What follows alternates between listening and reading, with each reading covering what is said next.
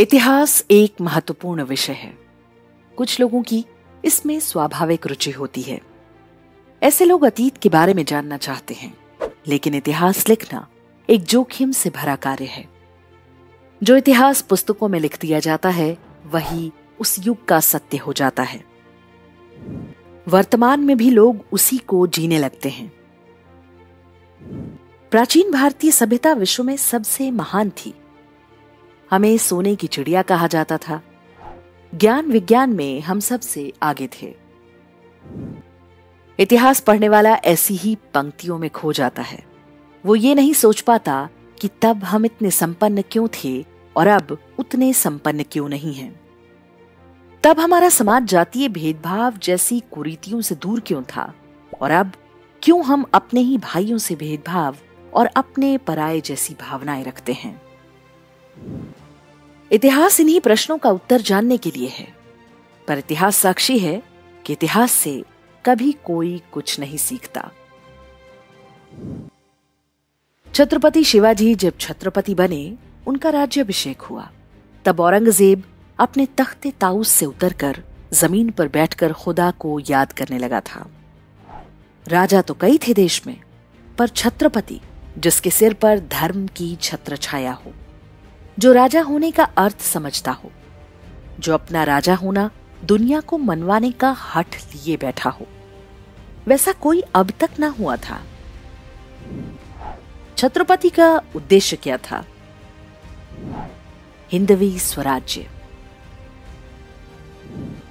पर उन्हीं छत्रपति के पोते शाहू जी ने पेशवा बाजीराव के हाथ रोक लिए जब वे मुगलों का समूल नाश करने की क्षमता रखते थे। क्यों? शाहू जी ने मुगल सत्ता को बनाए रखने का, उसे संरक्षण देने का समझौता कर लिया था। दादा ने हिंदवी स्वराज का सपना देखा, उसे सच करके दिखाने के लिए अपना पूरा जीवन बलिदान कर दिया। फिर उन्हीं का पोता उसी छत्रपति सिंहासन पर बैठकर हिंदवी स्वराज के ठीक विपरीत वचन दे देता है। शिवाजी ने अष्टप्रधान बनाए, अर्थात 8 मंत्री, जिनमें प्रधानमंत्री अर्थात पेशवा, सेनापति, न्यायाधीश इत्यादि थे। शिवाजी के समय सबका समान महत्व था। फिर प्रधानमंत्री को अष्टप्रधान का प्रमुख बना दिया गया। बाजीराव पेशवा पूरे उत्तर भारत को अपने अधिकार में ले आए। उनके भाई ने पुर्तगालियों को खदेड़ डाला। बाजीराव ने होलकरों और शिंदों को सशक्त बनाया, उनके साथ युद्ध में लड़े, उनके साथ भोजन किया। बाजीराव जाति से ब्राह्मण थे, पर अपने साथियों के साथ बैठकर कभी कभी मांसाहार भी कर लेते थे, और यही उनका सबसे बड़ा पाप हो गया। पुणे के ब्राह्मणों ने भी उनका त्याग कर दिया। जिस धर्म के मंत्र में गंगा, यमुना, नर्मदा का नाम आता हो, जो सदियों से विधर्मियों के आधिपत्य में रही हो, जिस व्यक्ति ने उन्हें मुक्त करा दिया, उसका ही तिरस्कार किया गया। बाजीराव एक मुस्लिम महिला से प्रेम करते थे। घर वालों अर्थात पुणे शहर वालों का मानना था कि यदि मस्तानी हिंदू होती तो कोई समस्या नहीं थी, पर मुसलमान होने के कारण उससे विवाह नहीं किया जा सकता था। स्वधर्मियों के परिवार के ऐसे व्यवहार से वो वीर अंदर से खोखला होता गया और इसी दुख में मर गया। सारे ही मराठे छत्रपति शिवाजी को देवता मानते हैं, किंतु कुछ ही वर्ष पहले का शिवाजी का इतिहास भूल गए। शिवाजी ने एक नहीं कई अवसरों पर हिंदू से मुस्लिम बने लोगों की घर वापसी कराई थी।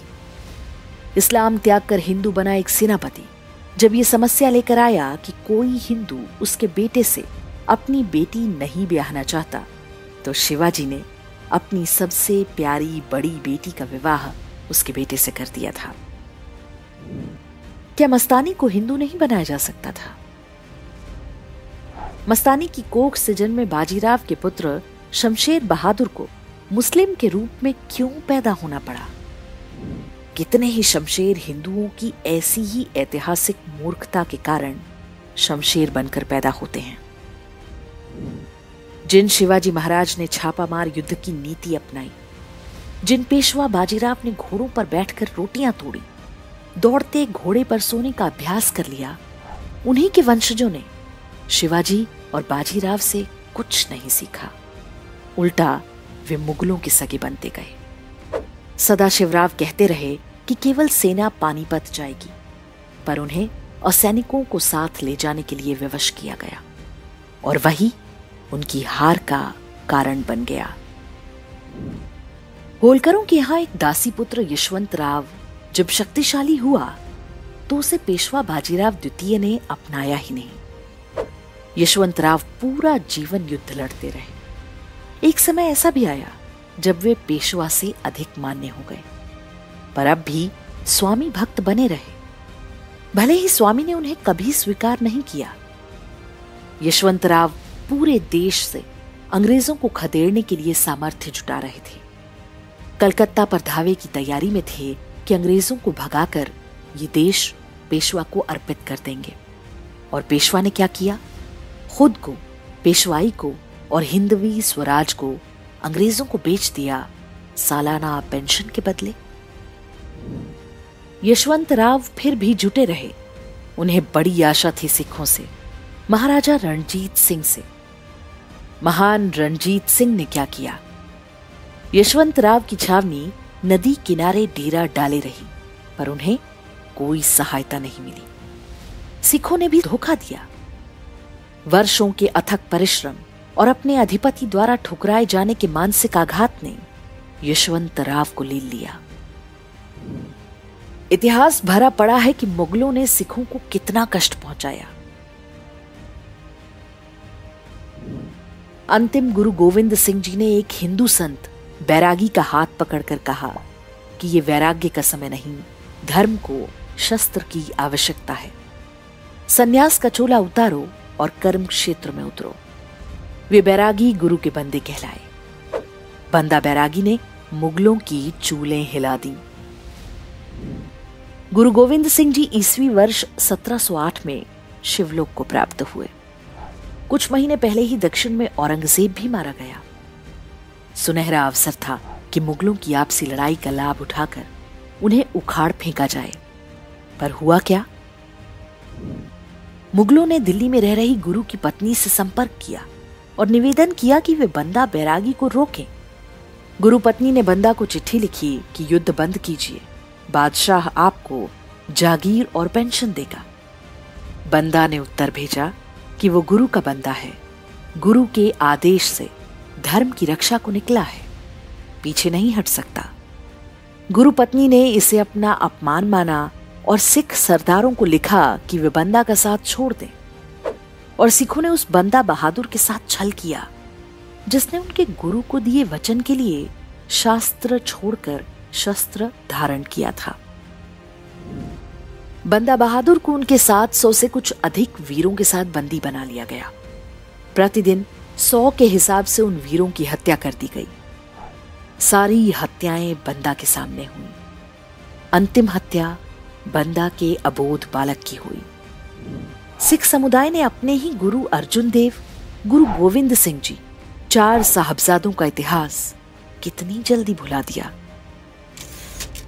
श्री राम ने बाली को मारा, रावण का वध किया, पर उनके राज्यों से कोई संपत्ति अपने लिए नहीं रखी। पर राजस्थान के 2 राजपूत राज्य मतीरे यानी तरबूज के लिए लड़ मरे। राजपूताना गौरव को तरबूज जैसी नगण्य चीज से तौल दिया गया। शिवाजी महाराज ने छिपकर युद्ध करना सिखाया। महाराणा प्रताप ने भी छापामार युद्ध का उदाहरण दिया। स्वयं श्री राम ने बाली का वध छिपकर ही किया था।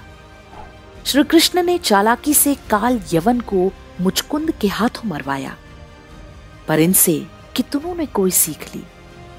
पूजते रहे राम और कृष्ण को, गर्व करते रहे शिवाजी और प्रताप पर, लेकिन किया उनसे उलट काम। इतिहास बहुत गौरवशाली है, इतिहास बहुत कठोर है। इतिहास सबसे अच्छा गुरु है यदि आप वास्तव में कुछ सीखना चाहते हैं तो। नहीं तो हर किसी के पास कहानियां हैं कि उनके बाप दादाओं के समय घर पर हाथी बंधा रहता था और घी की रोटियां खाते थे। कहानियों से मन बहलाते रहिए। आपका शत्रु आपकी इस कमी को अच्छी तरह से पहचानता है। गांधी जी और नेहरू जी की कृपा से वो फिर से घात में बैठा है।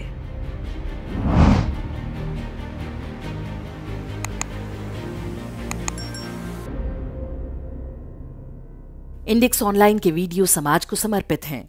आप इनको डाउनलोड करके जैसे चाहे वैसे प्रयोग कर सकते हैं। चाहे तो आप हमारे टेलीग्राम चैनल से जुड़ सकते हैं। वहां सारे नए पुराने वीडियो आपको मिल जाएंगे। हमारे सोशल मीडिया लिंक हर वीडियो के डिस्क्रिप्शन में होते हैं। हमारा एकमात्र उद्देश्य हिंदू समाज को जागृत और एकजुट करना है। इसमें सहभागी बने। धन्यवाद।